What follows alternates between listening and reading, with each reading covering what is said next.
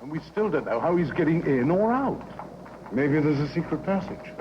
There's no secret anything. No door, no passage. It's impossible. When you remove the impossible, whatever remains, however improbable, is the truth. What did he say? He said, when you remove the impossible, whatever remains, however improbable, is the truth.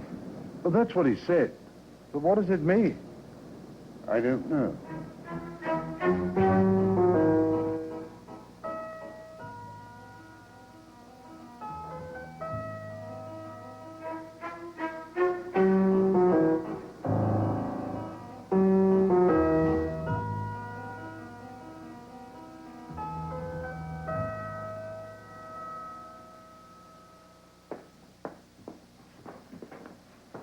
I'd like to examine the 3 bodies again. If you want. But I can assure you they're still dead. I'll send a man down to assist. Tell me, how tall is Rigby? How tall? Well, I'd say about Dr. Watson's height. 6 foot or so. Thank you. Anything else? No, I don't. Yes. Could you ask your man when he comes down to bring a ruler? A what? A ruler? That's what I thought you said. A ruler.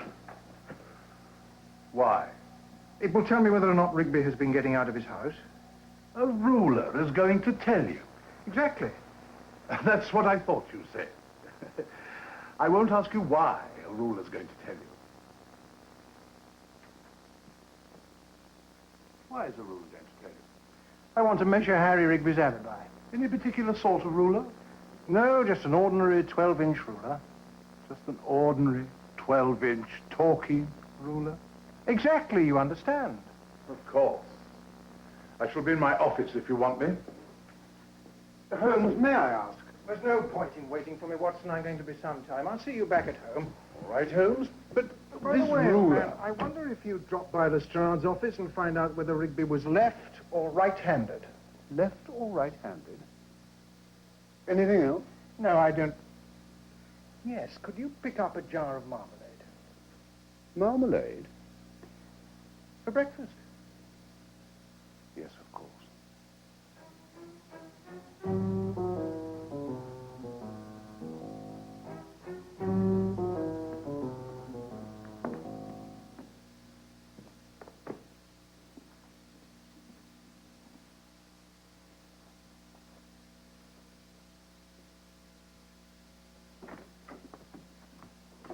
Good evening, Watson. Oh, hello, Holmes. I didn't hear you come in. I was so engrossed in this book. Really? I expected you to be waiting breathlessly for my return. Well, that's rather presumptuous, isn't it, Holmes? Yes, I suppose so. How do you like reading Plato in the original Greek? It's fascinating. Absolutely fascinating.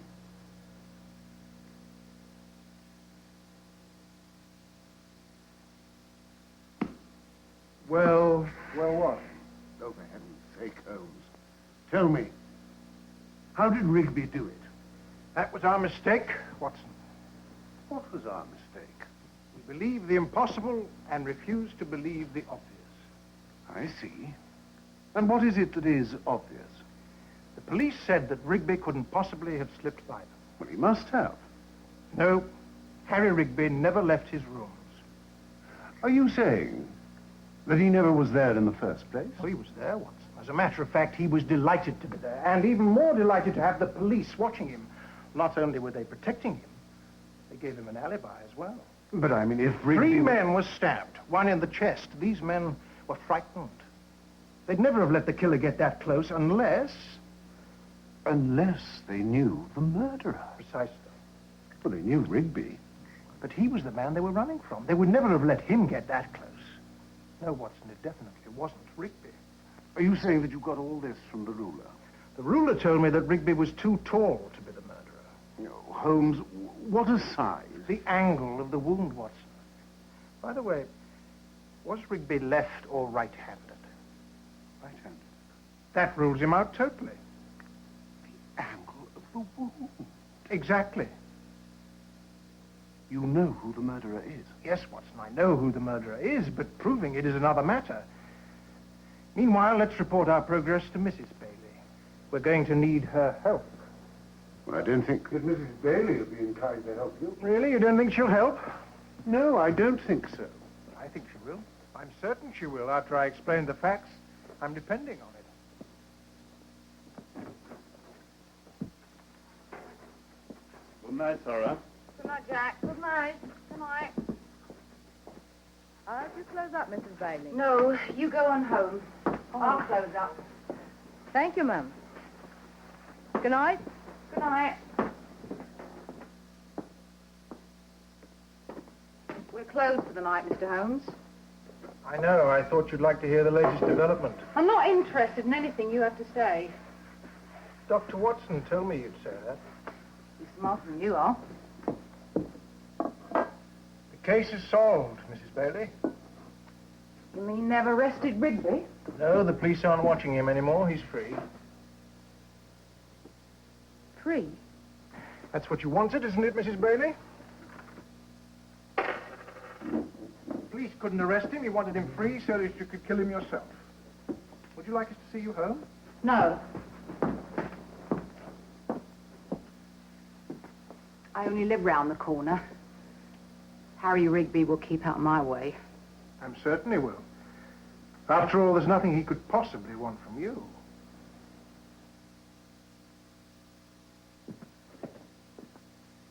Good night, Mrs. Bailey. Good night.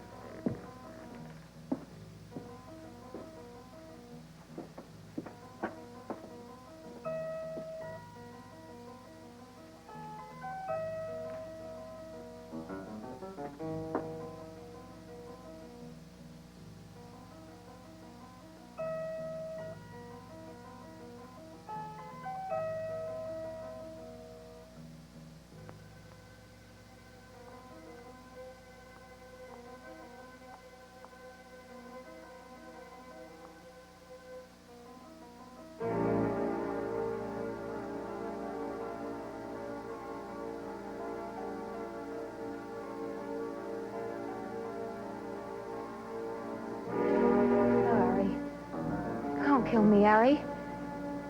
You kill me and you get nothing. I'm the only one who knows where the money is now. The others are dead. They're all dead. We don't have to split the money 4 ways now. Just the 2 of us, Harry. 50-50, just the 2 of us. I did it for us. I killed them so that we could keep it all. I knew you'd understand. Harry, you do understand, don't you? Harry, please.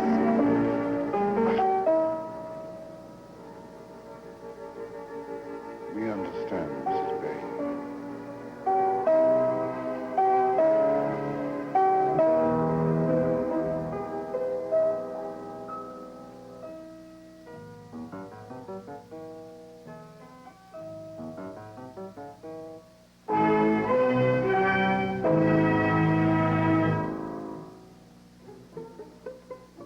Holmes, are you ready? We're already 10 minutes late. Ready in half a tick, Watson. Oh, Holmes, come along. We promised Lady Medwin that nothing would prevent us getting there this time on time. Let's go, Watson. I can't believe it. We're going to Lady Medwin's. We're really going. After you, Doctor. Hello, Doctor. I have a problem. I knew it.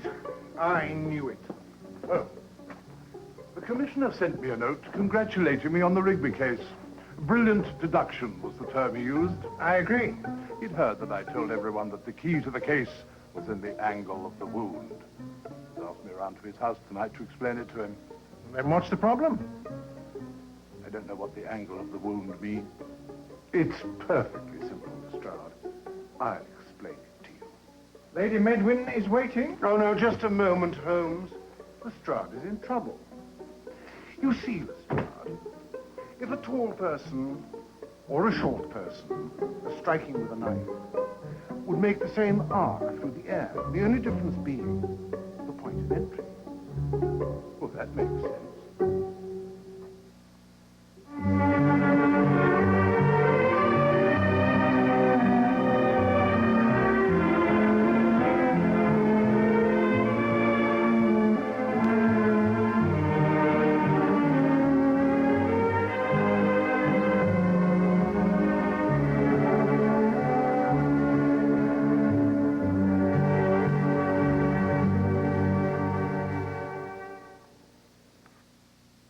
This is WG.